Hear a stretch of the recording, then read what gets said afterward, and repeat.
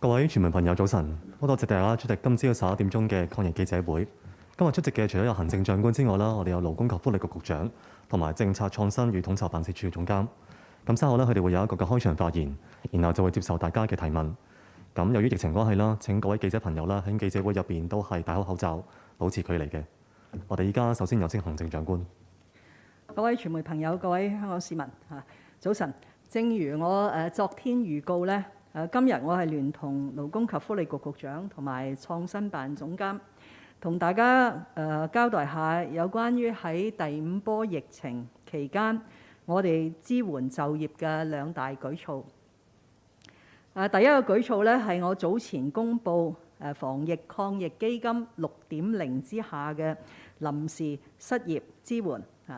呢個計劃咧將係要動用30億元，可以協助到估計30萬短期失業嘅人士，亦都係由昨晚開始，因為公布咗最新嘅失業率咧，唔少嘅勞工團體都希望政府能夠盡快可以接受申請。咁所以今日咧就係適時同大家介紹呢個臨時失業支援嘅細節。第二個咧係我今日正式宣布，特區政府將再次推出保就業嘅計劃，即係 ESS Employment Support Scheme。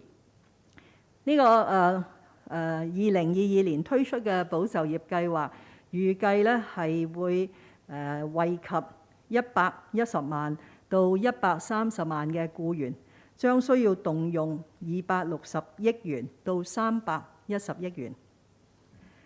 第5波疫情係嚟得好急嘅，對香港嘅經濟影響亦都好大。隨住我哋喺1月初大幅收緊咗啲社交距離措施，包括勒令關閉咗好多處所啦，同埋對於餐飲業亦都係提出咗好多限制。我哋已經係預期失業率係會掉頭上升嘅。事實上，大家記得喺2020年12月到2021年2月呢個3個月嘅季度，係近年香港見到最高嘅失業率，當時係7.2%。但隨住第4波嘅疫情退卻，同埋香港嘅整體嘅經濟嘅復甦咧，呢個7.2%係好快速咁回落到去年底，即係話喺第5波疫情發生之前嘅3.9%。但係琴日公布嘅2021年12月到2022年2月呢個3個月嘅季度咧，失業率咧就係馬上飆升到4.5%所以呢個係令人擔心嘅。事實上，失業嘅人數咧亦都係增加咗22,700人，而家總嘅失業人口咧係157,900人。所以特區政府係認為咧，我哋係需要盡力去壓止呢個失業率嘅繼續上升。我今朝留意到咧，有一位工會嘅領袖，亦都係我哋立法會嘅議員咧，佢形容昨天公布呢個4.5%係一個海嘯嘅起緊浪啊！咁我希望今日我哋公布嘅2大嘅舉措，特別係再新嘅一輪嘅保就業計劃咧，可以讓香港乘風破浪，奮勇前進。先講呢個臨時失業嘅支援計劃。正如頭先所講，呢個計劃係我喺2月8日公布第6輪嘅防疫抗疫基金之下，當時形容為破格思維推出嘅。呢個計劃係為因為第5波疫情而暫時短暫失去咗佢哋嘅工作嘅合資格人士，提供一筆過嘅1萬元嘅援助，嚟到去舒緩佢哋喺揾到新工作之前嘅財政壓力。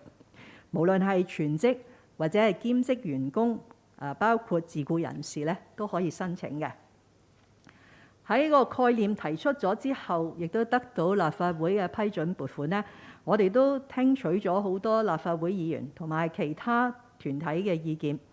我哋同意有一個好大嘅放寬或者叫擴大呢個計劃嘅受惠人士啦，就係俾一啲而家係現僱於，即係佢唔係失業嘅，佢仍然係一個僱員，係而家係受僱於一啲俾我哋勒令關閉嘅處所，例如係美容院啦、健身中心啦，或者係經營受限制嘅餐飲處所，因為冇咗晚間嘅堂食啦，而因而被僱主要求短暫停工嘅僱員，無論係放冇薪假啦，或者係留職就冇薪嘅，都可以提出申請。咁呢個係好多嘅勞工嘅團體咧嘅訴求嚟嘅。申請嘅時間咧將會由下個星期三，即係3月23日咧就係接受㗎啦，為期係3個禮拜。申請嘅條件非常之簡單，主要有2方面。第一，申請人咧係需要喺舊年第4季內至少有1個月咧喺香港工作嘅而佢嘅月入咧係介乎2700元去到3萬元。3萬元嘅數字就係等於全港領有工資嘅人咧係75%都包咗喺度㗎啦。第二咧就係申請人提交申請前，佢需至少連續30天內咧係冇工作，亦都冇就業嘅。大部分嘅申請係會以強積金嘅戶口記錄嚟到核實呢位人士嘅資格。我哋亦都係接受一啲冇強積金戶口人士嘅申請，不過由於佢冇強積金戶口呢啲數據咧，呢啲人係需要提交多一啲嘅資料，等到政府委託嘅非政府機構可以處理佢嘅申請。詳細嘅情形咧，創新辦何總監Doris 咧會喺下晝舉行一個傳媒嘅簡介會咧，同大家詳細介紹。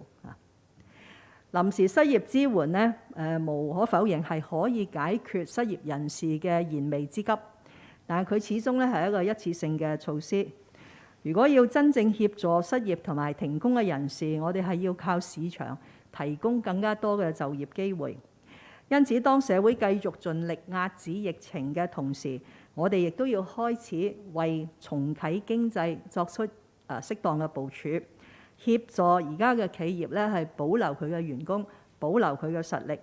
當疫情回穩，上述有啲社交距離措施可以逐步放寬之後咧，呢啲處所就可以恢復營業，咁亦都可以增加招聘，等到員工咧可以重投呢個勞動嘅市場，香港社會早日可以回復正常，經濟可以復甦，市民呢亦都睇到有希望。回顧返過去2年喺新冠疫情嘅衝擊之下，特區政府一方面呢就係防疫抗疫，但一方面呢我哋都係非常之關心市民嘅福祉同埋企業嗰個營運嘅狀況。我哋主要係靠3條嘅支柱嚟到去支援喺新冠疫下嗰個嘅經濟嘅，以及推動疫後恢復經濟。呢3條支柱分別第1條咧就係防疫抗疫基金，先後我哋係做咗6輪嘅防疫抗疫基金，動用咗大約係1200億元去支援一啲直接或者係嚴重受疫情或者社交距離措施影響嘅企業同埋個人。其中2輪，即係第5輪同埋第6輪呢，都係喺今年1月爆發咗第5波疫情之後呢，係好短時間呢就係推出嘅。第2條支柱就係2020年當時推出嘅保就業計劃。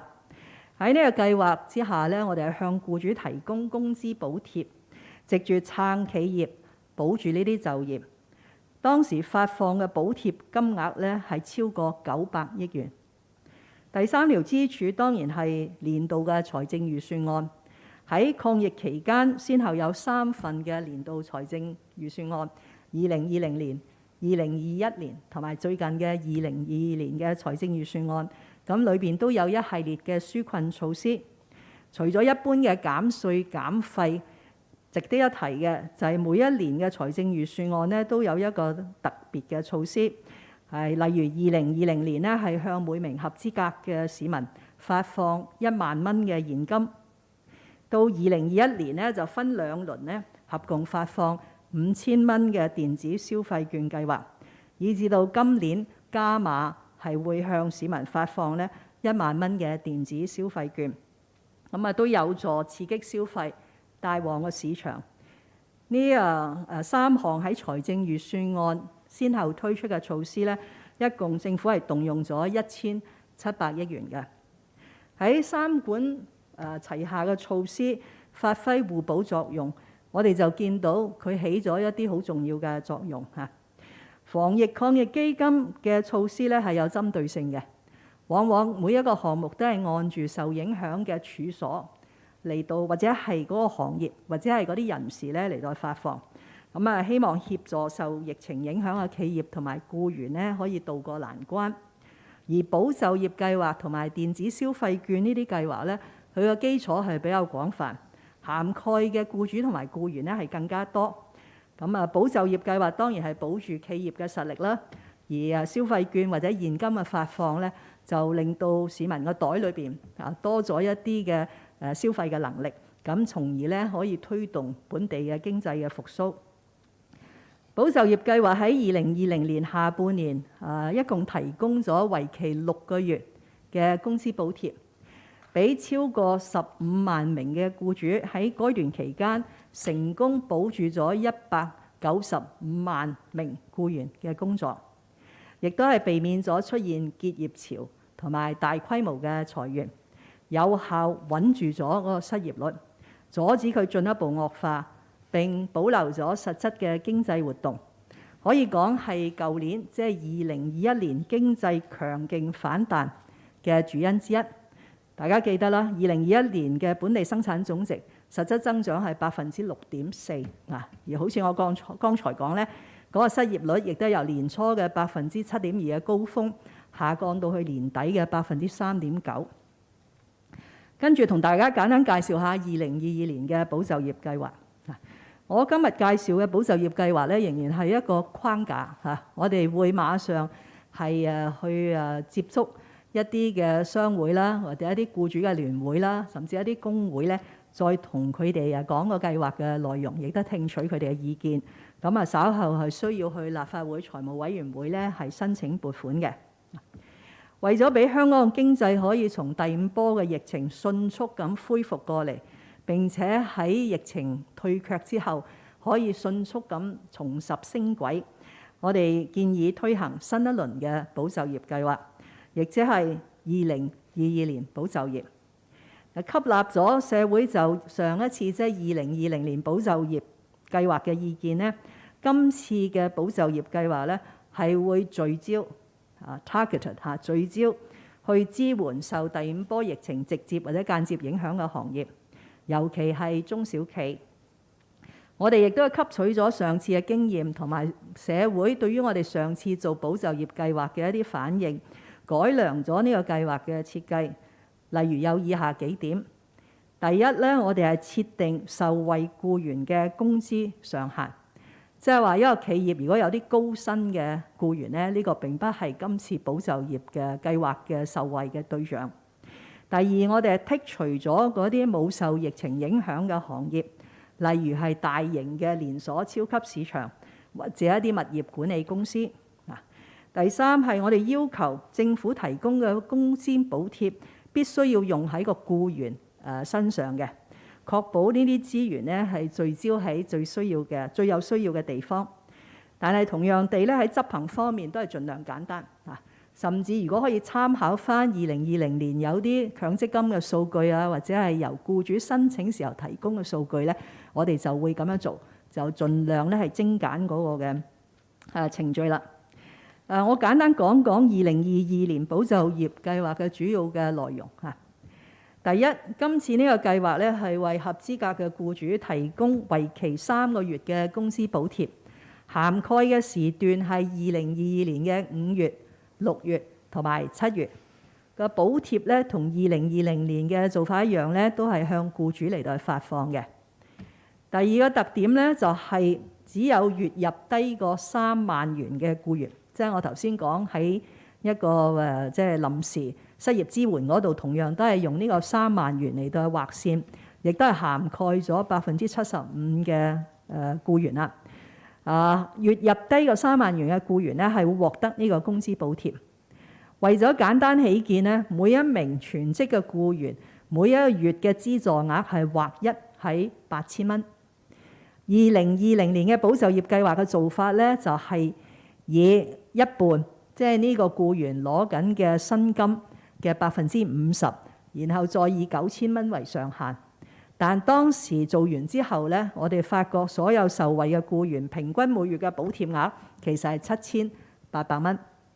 今次我哋劃一呢，將佢定喺8000蚊，就會令到整個計劃更加簡單易明。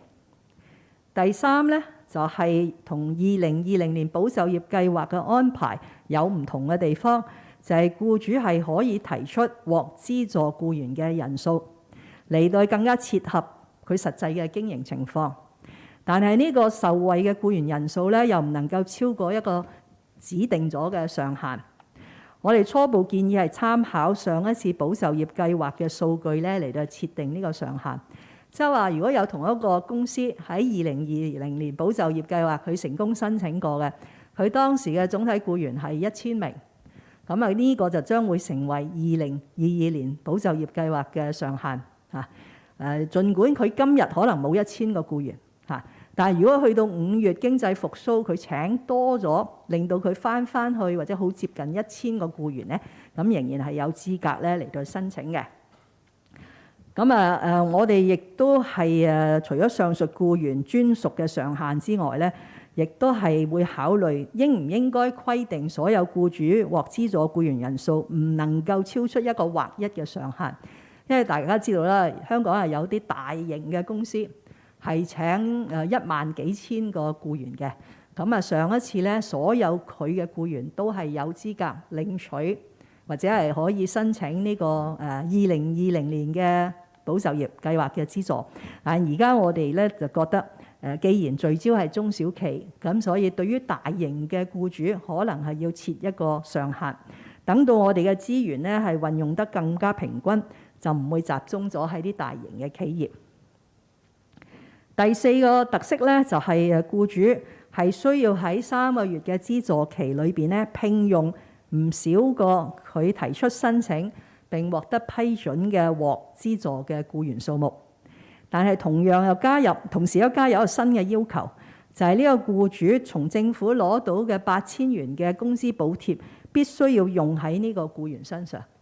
呢個同2020年嘅保就業計劃係有一個好明顯嘅分別嘅，亦都係受到有啲工會嘅詬病啦，即係話俾咗個僱主，但係僱主可能咧就擺咗喺啲比較高薪嘅員工，就係冇全數咧係擺喺呢啲基層嘅員工嗰度嘅。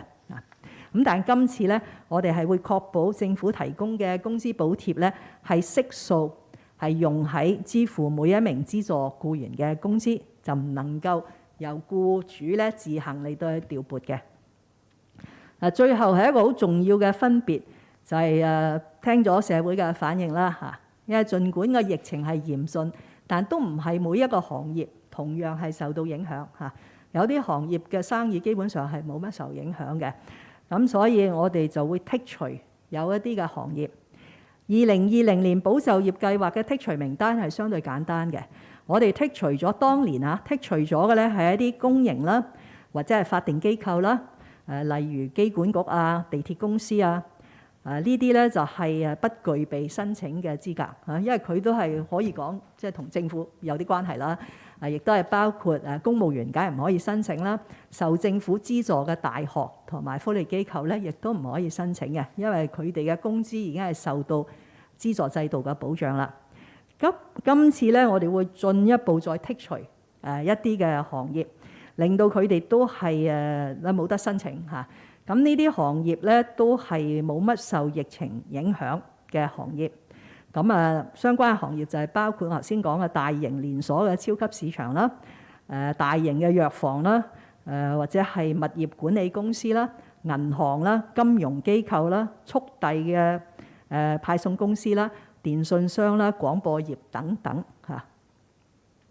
有關於係剔除嘅名單同埋合資格申請嘅行業咧，稍後我哋會發放一個附件等大家清楚咧係可以掌握得到嘅。最後第6點咧就係我哋係鼓勵僱主去繼續聘用65歲以上嘅長者。會為佢哋相關嘅僱主咧提供適當嘅資助嚇，因為上一次亦都係呢個問題，因為佢哋已經唔使供強積金啦。咁點樣可以令到65歲以上嘅僱員咧，佢嘅僱主都係可以申請呢個2022年嘅保就業計劃？係我哋一定會考慮。咁啊，詳情咧稍後會公佈。嗱，視乎最終敲定咗嘅剔除名單嚇，我哋粗略估計2022年保就業計劃咧將惠及110萬到130萬名嘅僱員。咁係比2020年嘅保就業計劃，我剛才講嘅數字咧係稍為細嘅嚇。咁因為有好多剔除咗啊，資助額咧就大約咧係由260億元去到310億元嚇。咁主要係因為咧今次係一個3個月嘅補貼期啊。我哋會細化呢個計劃嘅細節啦，就盡快向立法會財務委員會提出呢個申請。額外嘅撥款注入去防疫抗疫基金，目標咧喺4月內咧，我哋就會接受申請嚇。喺2020年推出保就業計劃嘅時候，我曾經形容過呢個係史無前例嘅及時雨嘅措施。今日嘅2022年保就業計劃咧，係一個撐企業、保就業、提振信心嘅舉措。我相信當疫情退卻嘅時候咧，基於好似2021年我哋見到嘅情景，香港嘅經濟咧係會長足咁恢復出嚟翻嚟嘅。好，我介紹到呢度，我好樂意同局長同埋總監回答大家嘅提問。好，依家係提問時間，想發問嘅記者朋友啦，請先舉手，嗌到你嘅時候啦，請講出你代表嘅傳媒機構名稱，然後用我哋俾你個咪咧去發問嘅。咁一如既往啦，出席嘅記者朋友眾多，咁所以每名記者最多問2條問題，同埋不設追問嘅環節嘅。首先中間6位女記者，中間嗰排同中間嗰位女記者。早晨3位，想問翻咧林太咧，其實真係知道到網上都流傳咗一份咧，即係內地護士同埋本地護士嘅分工表啦。咁有啲內地意見咧，就認為一啲比較厭惡性嘅工作咧，就俾晒一啲內地嘅護士啦，好似係換尿片啊。咁而負責嘅項目嘅數量咧，亦都係比一啲本地嘅護士多嘅。咁相反咧，就本地嘅護士就做一啲比較輕鬆嘅工作啦，例如係打針等等。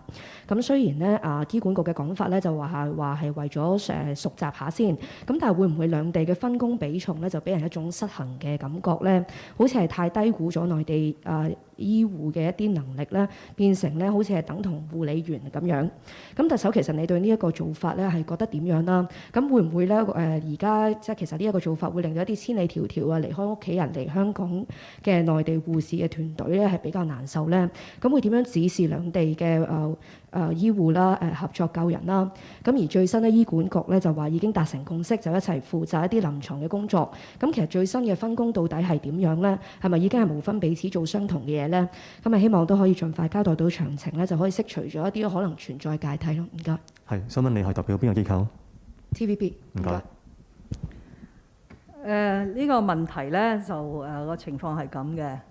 首先咧，全香港社會對於中央支援香港抗疫，從物資到建築方艙嘅設施，以至到派出嘅內地醫療團隊嚟香港咧，我哋必須要係感恩啊！對於內地嘅醫護人員，學你話齋千里迢迢嚟到放低佢手上嘅工作，離開佢自己嘅屋企人嚟到為我哋服務，我哋應該感激嚇。對於佢哋嚟到呢個工作環境係要重新適應咧，我哋係致以萬分嘅感謝嚇。咁但係喺一個醫療團隊裏邊，因為早前咧醫管局同埋內地先頭嘅部隊已經有咗一個共識咧，係用協作嘅模式嚇，或者有人形容為一個混合嘅模式，而唔係將某一個嘅醫管局嘅醫療設施咧，全部係交俾內地嘅醫療團隊嚟到去做嘅嚇。咁所以喺呢個協作嘅過程裏邊咧，就當然會涉及一啲嘅分工啦嚇。有陣時呢啲分工，佢哋自己兩個嘅團隊大家同意咗咧，我唔覺得係應該由即係外邊人去單單睇住一張紙嚟到去評價應該係點。我亦都覺得咧，所有嘅醫護人員，無論係內地或者本地嘅人員咧，佢哋都係白衣天使，佢哋都係以救人為宗旨，佢哋亦都係會全心全意咧係服務啲新冠嘅病人嚟嘅。咁所以最重要咧就係喺未來嘅日子，呢啲內地醫療團隊嚟到，佢能夠為我哋提供到更佳嘅治療，減少一個重症或者係死亡。我對於內地團隊呢一種嘅專業精神咧係充滿信心。事實上，好似我迎接佢哋嘅時候講咧，佢哋不但只係喺本身嘅醫療機構，大部分都係內地廣東嘅三甲醫院係服務，而且亦都係好有經驗咧，去過其他嘅地方參與抗疫嘅工作，包括武漢啊。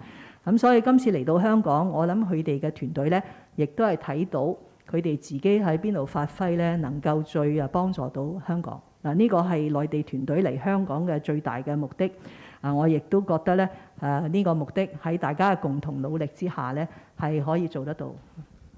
好，第二位記者嘅問題。後排最邊嗰位男記者。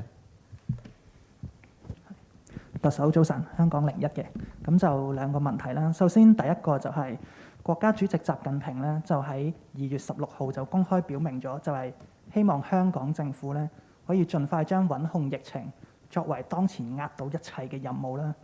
咁1個月都過咗去啦，咁我哋睇翻其實當日香港疫情死亡嘅數字係大約200幾宗啦，但係1個月之後已經去到5000幾宗。咁就想問下特首，你覺得特區政府喺過去嗰1個月有冇真係做到國家主席所講用壓倒一切嘅態度去對抗呢個疫情呢？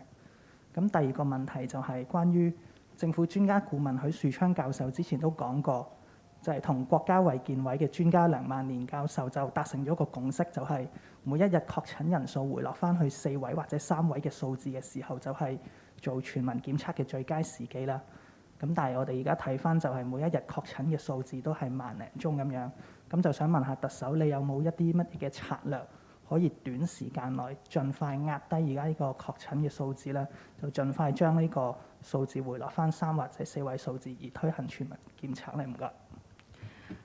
我哋完全係按住國家主席習近平對於香港嘅要求。喺過去呢一段時間，其實由第5波開始咧，我哋都係全心全意嚟到去抗疫。我哋係將穩控疫情咧係放喺重中之重，亦都係壓倒一切嘅任務。當然我哋亦都係要將確保香港市民嘅生命安全、身體健康咧係放喺首位。每一件嘅工作，包括我每一天除咗星期2之外咧，喺呢度同大家公佈嘅措施、交代嘅措施咧，都係按住以抗疫、以拯救生命咧為我哋嘅目標嘅嚇。咁所以我認為特區政府嘅團隊喺呢一度咧係履行緊我哋嘅主體責任去做呢件事嚇。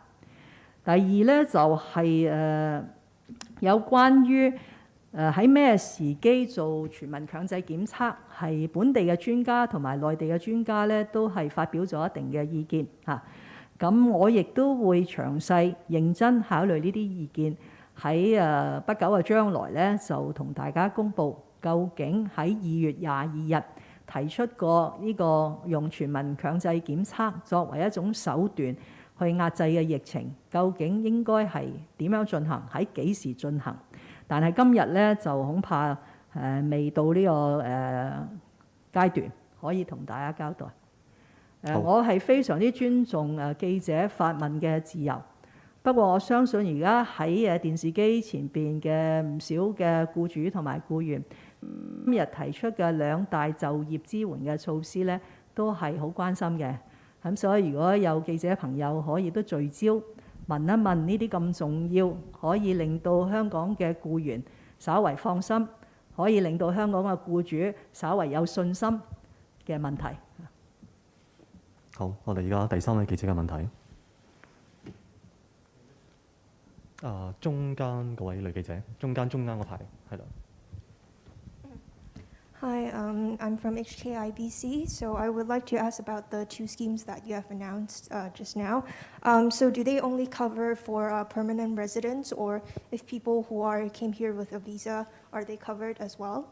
And the second question I would like to ask is, what's your expectation under these two schemes? Will the unemployment rate continue to rise, like what you have just said, like the tsunami will continue to go on? Thank you. This scheme is intended to support employees through providing wage subsidies to their employers. So we will not draw a distinction between the resident status, ethnicity, or background of the individuals. As I've mentioned, the distinction will be drawn on the basis of the industry. So for certain business sectors which are not adversely affected by the COVID-19 epidemic, they will not be eligible. In fact, this is a very strong message given to us when we conducted the 2020 support scheme. As far as the second question, I'll invite the Secretary for Labor and Welfare to explain to you the impact of the 2020 ESS on the overall employment or unemployment situation in Hong Kong. Well, to look at what would be the possible impact of the current proposal, the best thing is to look back at in the 2020 ESS application. Just to recap, in the 2020 ESS program, it sort of covered the period of June to November 2020. You probably remember the third wave is peak around July and August in 2020. Very likely because of the ESS program, the unemployment was rather stable at that time, at around 6.1 to 6.3%, even though the peak of the third wave hit Hong Kong. After the end of the third wave, the fourth wave came around mid-November 2020. The ESS stopped in November 2020. Then the unemployment rate started to increase in December 2020 and reached its peak by the time February 2021, that is 7.2%. The whole purpose of the ESS back at that time is to try to keep the business afloat so that when the epidemic subsides, the industry can revise very quickly. And if you look at the figures, it clearly illustrates how quickly the economy picks up in 2021. As Chief Executive just mentioned, in the announced figure in February 2021, the unemployment rate was 7.2%. In 10 months' time, it drops to 3.9%. The best comparison is back in 2003, during the period of SARS. In June 2003, the unemployment rate was 8.5%. To reduce by 3.3%, the same magnitude that we have in 2021, it took 2.5 years before the unemployment rate dropped down to 5.9%. What it really tells us is that the rebound in 2021 is very quick. And if you look at the impact of ESS during the third wave, and then how much the business can uphold themselves, and how they can recover very quickly after this fourth wave, it illustrates the importance of a ESS program. But just to highlight the current proposed ESS is slightly different because of the timing. If you remember, in 2020, when we start announcing the ESS, it was right after the second wave, before the third wave. We didn't know when the third wave would come. So the whole idea is to keep the business afloat. But now it's like different. Now, if everything's, we can say touch wood, if the peak of the fifth wave has already passed more than a week ago, and now is the time to think about how we can keep the business coming, to help them to coming back very quickly as possible. So the design, as spelled out by the chief executive right now, is to encourage them to increase their employment, because the amount of subsidy will depend on how many employees they will employ. And so that will help the business to rebound far more quickly. That's what I say. 好，我哋不如問一問就住剛才行政長官講嗰兩個嘅計劃，問啲中文記者嘅問題。前排白色衫嗰位女記者。你好啊，明報㗎，我想問翻咧，其實因為可唔可以大聲少少？唔好意思。你好，想問翻咧，琴日因為公布失業率嘅時候，都有學者講到咧，今次嗰個升幅超過預期咧，係個人為災難啊！就係講話即係喺政府抗疫嗰度咧，係即係無能同埋無力，咁所以就會令到即係而家百業蕭條。其實特首你點樣睇佢呢個講法啦？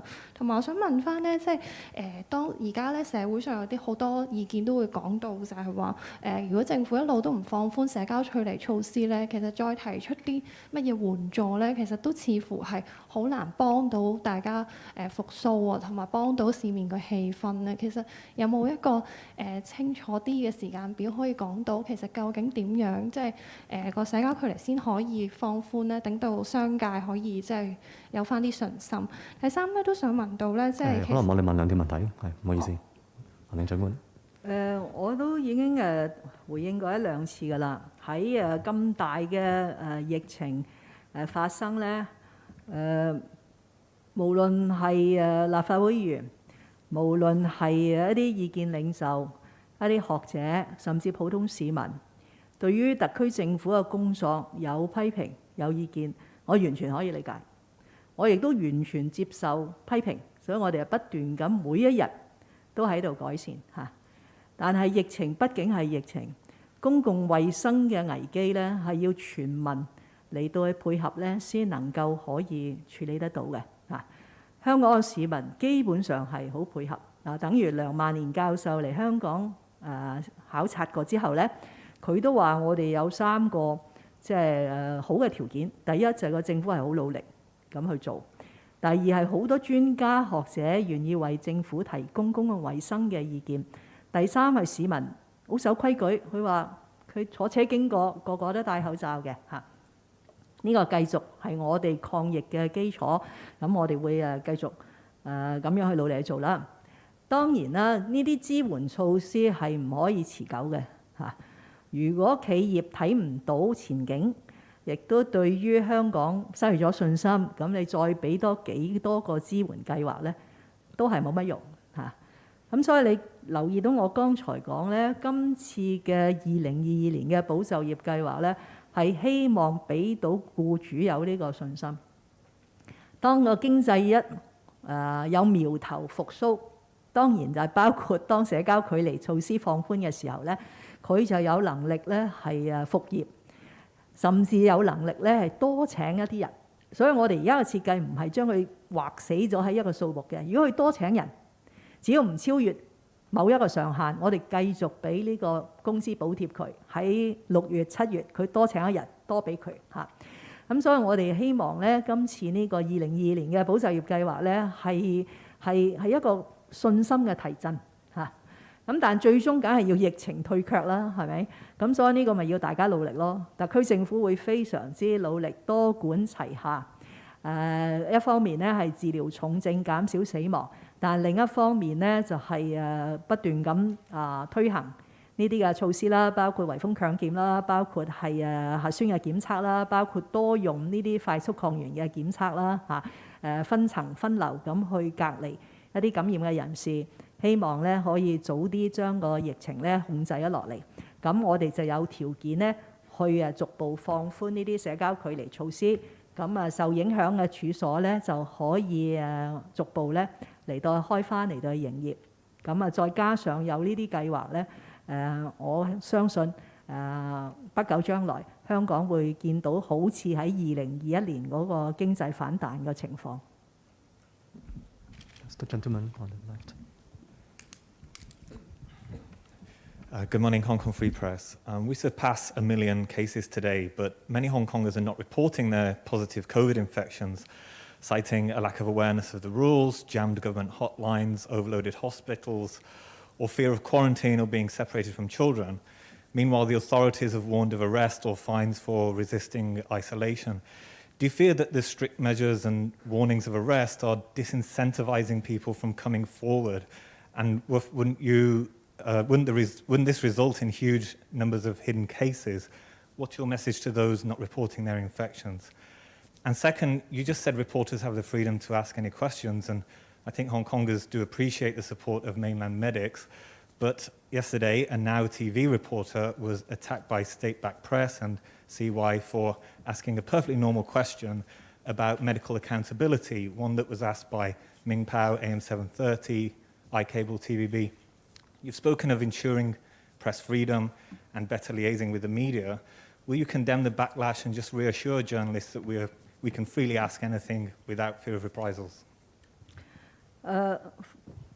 About the situation of self-declaration or self-reporting, as a result of people discovering that they are positive using the rapid antigen test. So far, I'm actually amazed that people are very abiding.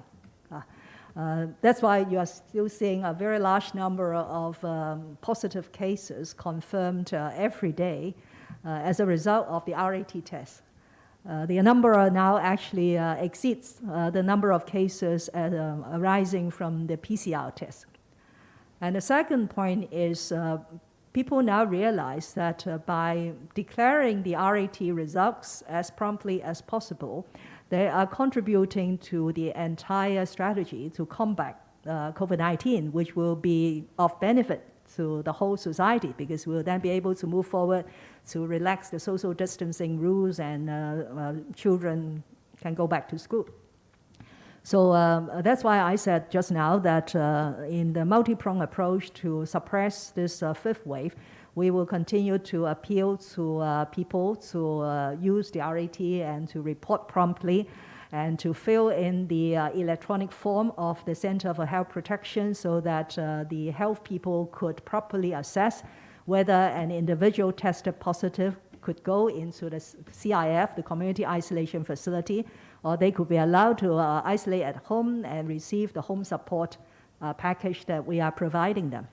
So that was a situation. But having said that, it is incumbent upon us as a government and the law enforcement authority to tell people that there is a legal basis, whether it is quarantine under a quarantine order or isolation of an infected case under an isolation order.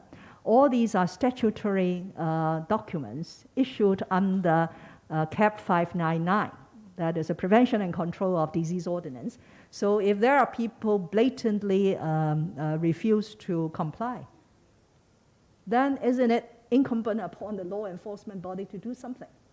But if you look at the figures of arrests or prosecutions, it's a very minute number, because we still want to appeal to people's cooperation and civic responsibility in order to work with us to combat this unprecedented wave that we are now facing. The second question I feel is a bit far-fetched to relate this single incident to the freedom of the press in Hong Kong. Freedom of the press in Hong Kong is safeguarded under the Basic Law, and the Hong Kong SAR government and myself as the chief executive, we attach importance to upholding the freedom of the press, as well as the freedom of individuals and so on. But I would really make this very strong personal appeal to the people of Hong Kong and also to our media friends. It is no easy task for these medical, nursing, and allied support professionals to come to Hong Kong because they all have a job in a medical institution in Guangdong. They all have a family that they want to see every night. But now they are putting down all these personal aspirations and rush to Hong Kong to help us save lives. Their working conditions are really not satisfactory. They are not working in a proper hospital. They are working in a makeshift hospital called the AWE, Community Treatment Center. They are doing it in a closed loop. They can only be commuted by designated buses every day between the hotel and the AWE treatment center. Using the mainland's very stringent public health and infection control standards, they have to work 4 hours in heavy gear, non-stop, without even going to the toilet. I was told that 4 hours, a maximum tolerance of a human being in that sort of gear. So why do we want to make all this fuss and make divisive comments between the Hong Kong personnel, medical personnel, and the mainland medical personnel? So please, you can ask questions to understand more about their deployment, their contribution, and maybe their feelings in time to come. But don't make it into another political issue or related to media freedom and so on. But Hong Kong is as free a society as we would like to see. So there are a lot of people who have been making a lot of comments.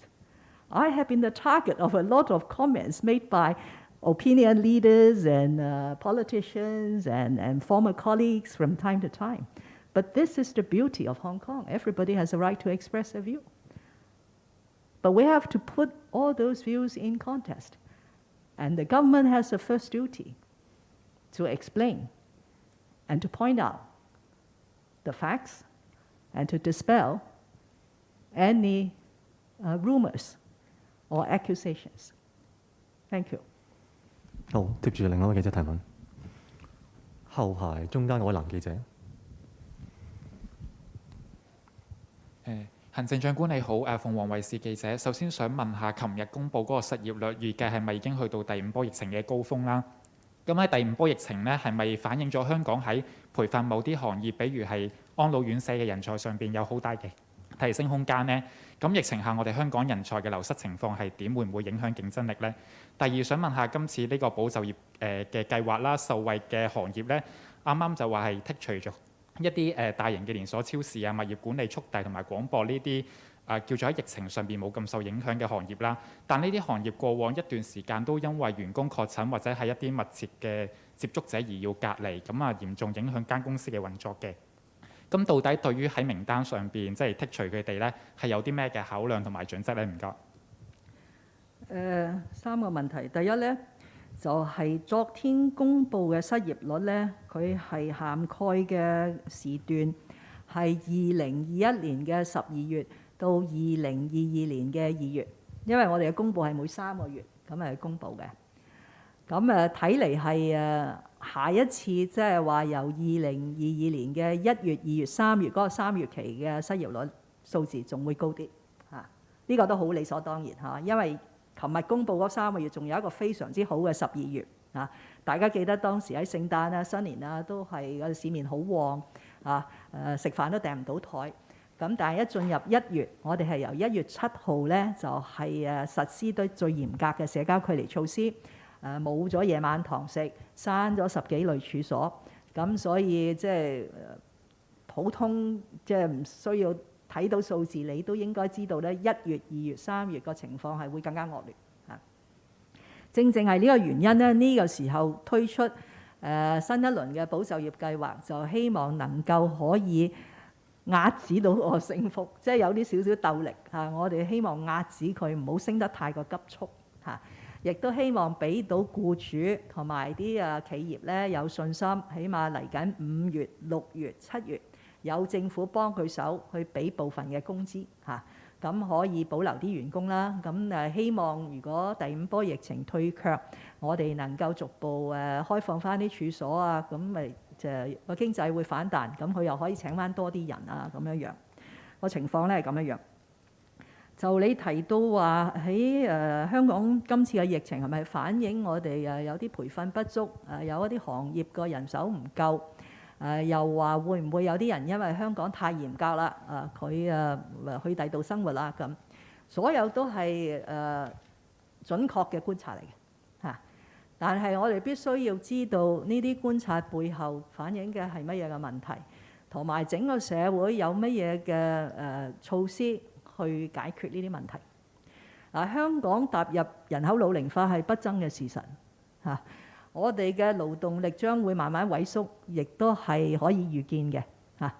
咁所以喺其他嘅社會會諗嘅咧就係吸引人才嗱，輸入勞工嚇。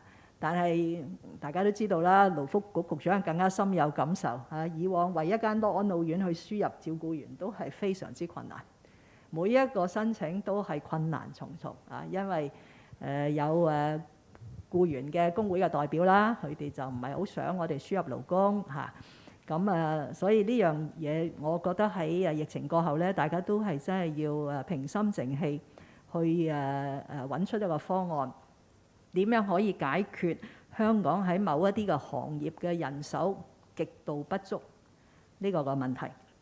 但係另一方面咧，就係吸引一啲專才嗱。香港仍然係一個非常之有吸引力嘅地方。如果大家記得咧，我哋有一個叫優才嘅計劃，即係輸入優才嘅計劃，個門檻係好高嘅嚇。無論係個學歷或者佢個人嘅成就咧，都係要求好高先可以做一個優才嚟到入香港。呢2年嚟呢個優才計劃嘅受歡迎程度係比以前大大提升。亦都係呢個原因咧，我喺2年嘅施政報告咧，係要將呢個優才計劃嘅每年嘅配額由1000個倍增到2000個，再倍增到4000個。呢個就係香港嗰個吸引力嚇。咁當然喺海外我哋都仍然係海內外我哋都吸引到專才啊。但你話有人係純粹因為呢一段時間佢冇辦法可以出外，冇辦法可以同家人團聚出邊嘅人又翻唔到嚟，佢有啲短期嘅睇法，話想去第度發展，咁呢個都係無可厚非嘅。不過我對香港有信心，我覺得走咗嘅人佢會翻嚟，而係當香港走出呢個疫情，重新展示香港嘅魅力同埋香港嘅優勢，喺一國兩制之下有無限嘅可以融入國家發展嘅機遇咧。再加上我哋真係一個國際嘅金融中心，喺創科嗰方面亦都係發展得非常之好咧。我唔係好擔心我哋喺日後咧係可以吸引翻更加多嘅專才人才咧嚟香港居住同埋發展。第三咧就係呢一次保就業計劃剔除，點解要剔除咧？其實你如果睇翻年幾以前嗰啲報道你就知㗎啦。我哋當時係一個非常之寬鬆嘅2020保就業計劃，只係剔除咗一啲由公帑支付啊，或者係法定機構啊，或者係資助機構啊嗰啲嘅企業咧，所有其他企業都可以申請嘅。於是咪就係出咗有好多市民話哇嗰啲企業都好多生意喎，點解仲要幫佢咧嚇？咁我唔點名啦，但係2大超市就係當時好多人即係認為唔應該再申請啦。而事實上喺今一波疫情咧，2大超市根本賣到斷晒貨，係咪嚇？咁所以佢如果有員工感染咗，就佢要負責去照顧佢嘅員工啊。等於有啲行業嘅員工嘅感染係風險比較高，係屬於高暴露嘅員工，啲僱主就做到生意佢就要照顧，譬如送遞嘅行業，因為而家冇咗咁多鋪頭咧，或者冇晚市堂食咧，其實送遞嘅服務個生意好好嘅，送餐嘅平台生意好好嘅。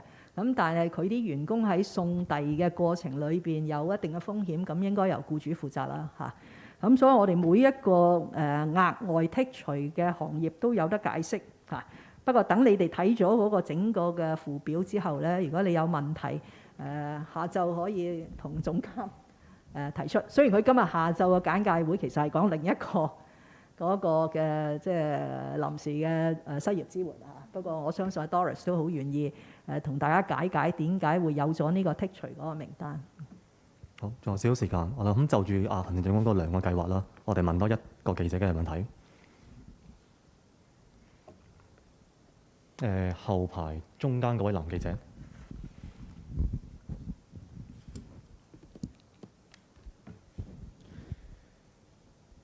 特首你好，咁我其實咧就想都係問翻問翻內地醫護嘅問題啦。咁其實有關內地醫護嘅投訴係咪因為係因於內地乜嘢批評都唔講得？咁頭先 KFP 網媒嘅記者咁問到，其實你頭先嘅答覆係咪都算係對於記者嘅一個攻擊呢？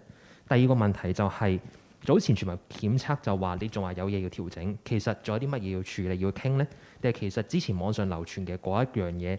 嗰個名單嗰個嘅資料其實都係等緊中央點透咧，唔該。係，請問你代表咩機構？大紀元。唔該。我唔係好聽到佢問咩題目。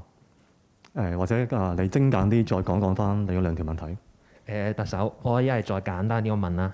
咁就其實都係關於內地醫護投訴嘅問題，係咪因為有因於內地乜嘢批評都唔講得？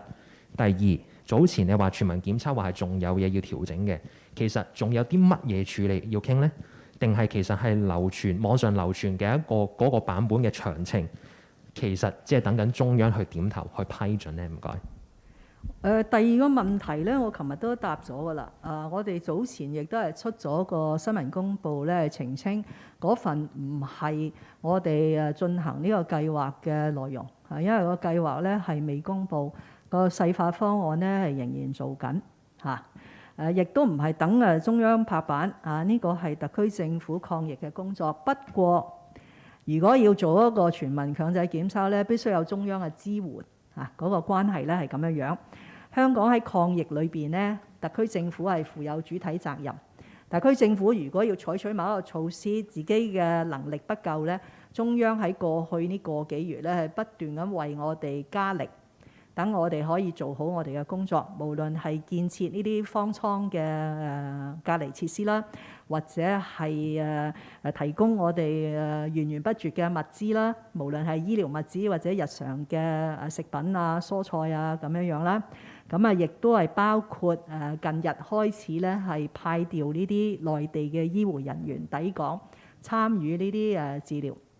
咁內地嘅醫護人員嚟講咧，都係志氣高昂係非常之願意支援香港喺一個咁嚴峻嘅疫情，因為救急扶危係佢哋嘅天職而佢哋亦都曾經派駐過係內地嘅其他地方咧嚟到去拯救每一個人嘅生命我對於佢哋嘅到嚟咧表示非常之感激亦都係深信絕大部分嘅香港市民咧，都係以呢一種嘅態度嚟到去對內地嘅醫護人員嘅到來咧，係感到一來咧就好安心，因為我哋而家嘅設施咧係有更加多嘅醫療人手啦；二來亦都係受到呢一種即係血濃於水嘅同胞嘅關係咧係感動多謝。好，今日嘅記者會到此為止，咁我哋聽朝11點鐘再見，多謝各位。